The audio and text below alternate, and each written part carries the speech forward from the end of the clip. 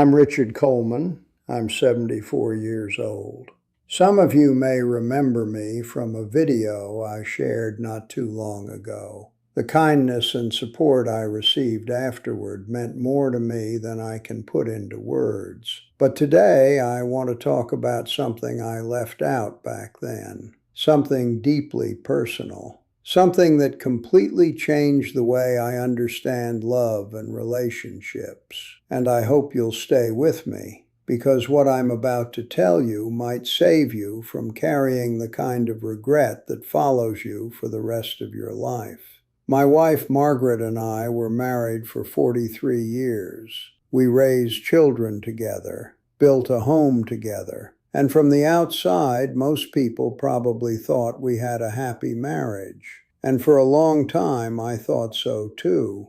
Not perfect, not exciting, but steady, comfortable. What I didn't realize was that comfort and connection are not the same thing. Margaret passed away 7 years ago, colon cancer. The doctors discovered it late. By spring, she was still gardening in our backyard, and by the end of summer, she was gone. During those final weeks, while sitting beside her bed, she said something that has echoed in my mind every single day since. She looked at me and quietly said, "Richard, we spent too many years proving points and not enough years choosing each other." At first, I didn't know what she meant. I actually felt offended. I thought I'd been a good husband. I worked hard. I stayed loyal. I paid the bills. I never abandoned my family. Wasn't that enough? Apparently it wasn't. Because somewhere along the way, we stopped being partners and started becoming two people simply sharing the same address. Over the years, Margaret would invite me into little moments. She'd say things like, "Why don't we learn photography together? We haven't gone camping in years. Remember when we'd sit on the porch and talk until midnight?" And almost every time I had an answer ready. "Maybe next month. I've got too much on my plate. I'm exhausted. It's not practical right now." I never intended to hurt her. I honestly believed there would always be another opportunity. I thought the important things were the big things: being responsible, being dependable, being present during emergencies. But I was wrong, because relationships aren't built during crises. They're built on ordinary Tuesdays. They're built during breakfast conversations, long drives with no destination, inside jokes, holding hands while watching television, listening, not just hearing, but truly listening when your partner talks about something that matters to them. And little by little, without realizing it, I stopped doing those things. Not overnight. Nothing dramatic happened. There wasn't one huge mistake. Just thousands of tiny moments where I chose convenience over connection. One canceled date night became years without dates. One "I'm too tired" became a habit. One "we'll do it someday" slowly turned into never. And Margaret adapted. She stopped asking, stopped hoping, stopped sharing certain dreams. She built a life around my absence, even while I was sitting right beside her. She had friends, book clubs, volunteer groups, people who knew parts of her that I no longer did. And somehow, I convinced myself that this was simply what happened after decades of marriage, that excitement fades, that routine replaces intimacy, that growing older means growing apart. But I know now that growing older together doesn't have to mean growing distant. Then she got sick, and suddenly time wasn't unlimited anymore. Suddenly, later had an expiration date. In those last months, we talked more honestly than we had in decades. She shared disappointments she'd kept buried, dreams she'd quietly abandoned, moments when she'd felt unseen. not unloved, just unnoticed. And one evening, about a month before she passed, she told me about something she'd dreamed of since she was a little girl. She wanted to visit Montana. Her father had spent his childhood there, and she'd always imagined seeing those mountains with her own eyes. She had mentioned it countless times throughout our marriage, and every time I'd found a reason to postpone it. Money, work, bad timing, retirement plans, always later. But later never came. And what hurt the most was that she wasn't angry. There was no bitterness in her voice, only sadness. The kind of sadness that comes when someone has quietly accepted disappointment for far too long. I asked her something I'll never forget. I said, "Why didn't you push harder? Why didn't you insist?" And she smiled softly. Then she said, "Because I didn't want you to go because you felt obligated. I wanted you to want to go because it mattered to me." Those words shattered something inside me, because she wasn't asking for a vacation. She was asking for partnership. She wanted enthusiasm, curiosity, shared joy. She wanted to feel like her dreams mattered to the person she loved most. And I failed to understand that until it was far too late. So if you're listening to me right now, please understand this. The greatest danger to a relationship isn't always betrayal. Sometimes it's neglect. Sometimes it's assuming tomorrow is guaranteed. It's believing your partner will always wait. It's forgetting to ask questions, forgetting to stay curious, forgetting to keep choosing each other long after the wedding day. Because love doesn't disappear all at once. It fades quietly, in unanswered conversations, in postponed plans, in all the moments we tell ourselves we'll have time later. And then one day you realize that later was never promised. After Margaret passed away, I found an old notebook tucked inside her dresser drawer. At first, I almost put it back. It felt too personal. But eventually I opened it, and page after page, I met a woman I thought I'd known for over 4 decades. She wrote about loneliness, about feeling invisible, about missing the man I used to be. She wrote about nights when I sat 3 feet away from her, but felt emotionally 1,000 miles away. She wrote about anniversaries that felt ordinary, conversations that never happened, and the silent heartbreak of slowly giving up on being understood. There was one entry that I still struggle to read even now. It was dated 14 years before she died,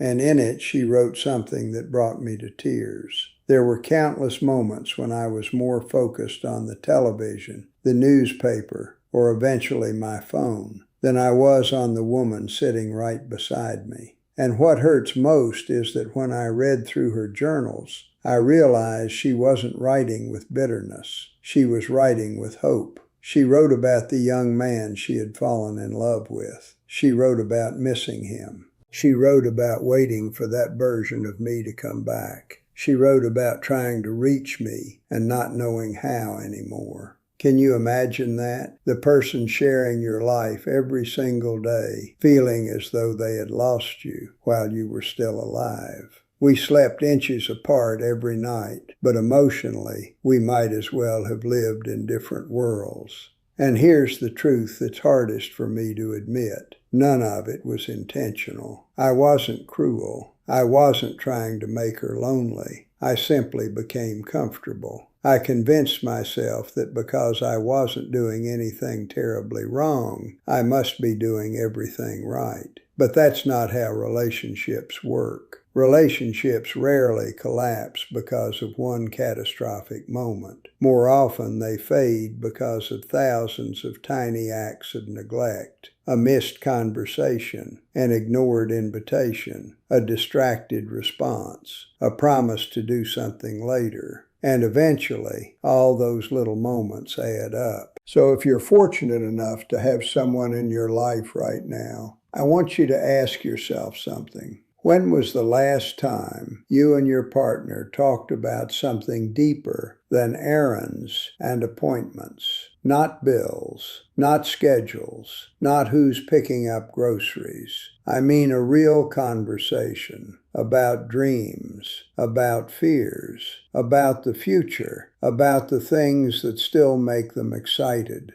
or keep them awake at night. When was the last time you surprised them with something simply because you wanted to see them smile? Not because a holiday required it, not because you felt obligated, just because. When was the last time you truly looked at them, not glanced, looked, and felt grateful that out of all the people in this world, you get to share your life with them? Because if you have to think hard to remember, then maybe you're making the same mistakes I made. And believe me, you don't want to learn these lessons the way I did. Because one day, one of you will say goodbye first. That's not pessimism. That's life. And when that day comes, there are no second chances, no rewinding, no going back to take the trip you kept postponing, no recovering the conversations you were too busy to have, no opportunity to say the words you assumed they already knew. Margaret and I had 43 years together, and looking back now, I realize I spent far too many of them simply existing beside her instead of truly living with her. I spent too much time trying to be right, too much time choosing routine over romance, too much time believing love could survive on autopilot. It can't. Love requires participation. Love is not something you achieve once and then forget about. Love is a practice. It's something you choose every single day. It's staying curious about the person you've known for decades. It's trying new things together even when they feel awkward. It's having difficult conversations instead of avoiding them. It's caring about the things that matter to them because they matter to the person you love.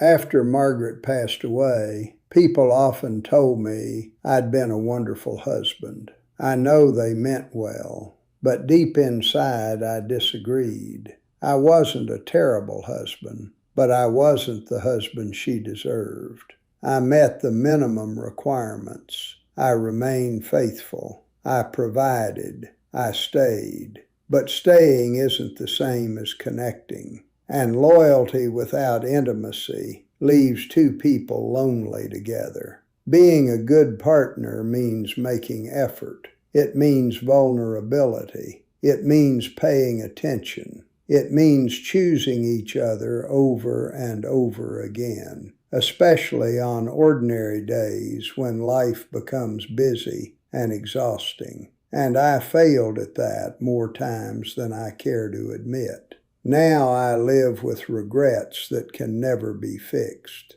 Even after all these years, I still think about Montana, about how easy it would have been to say yes. A few days away, some money, a little planning. That's all it would have taken. And to her, it would have meant the world.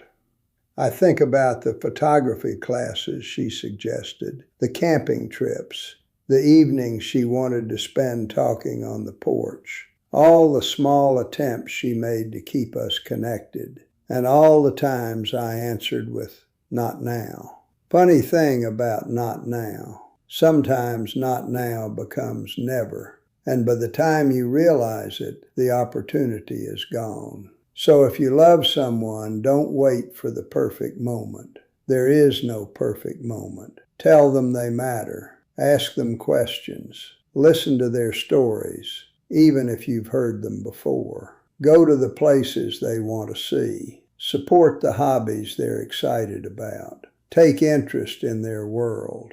Not because you have to, because love deserves attention, because strengthening your relationship should matter to you. Be present, be intentional, be curious. because someday you'll find yourself where I am, sitting alone, looking through photographs, remembering laughter, reading old letters, and realizing that the greatest treasures in your life were never things, they were moments.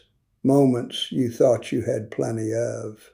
I'm not sharing this to make anyone feel guilty. Guilt doesn't change the past, but awareness can change the future. If your husband, wife, boyfriend, girlfriend, or partner is still beside you, then you still have something I would give anything to have one more day with. Time. You still have time. Use it. Have those conversations. Take that trip. Hold their hand. Laugh together. Make memories while memories are still being made. On my desk sits an old photograph from our anniversary trip back in 1975. Margaret is laughing so hard that her eyes are closed. The wind is blowing through her hair. She's full of joy, full of hope. And every time I look at that picture, I think about the woman she became. Still graceful, still loving, still beautiful, but carrying a quiet loneliness that I helped create through years of taking her presence for granted. And she was right. We lost far too much time trying to win arguments when we should have been protecting our connection. So don't make the mistakes I made.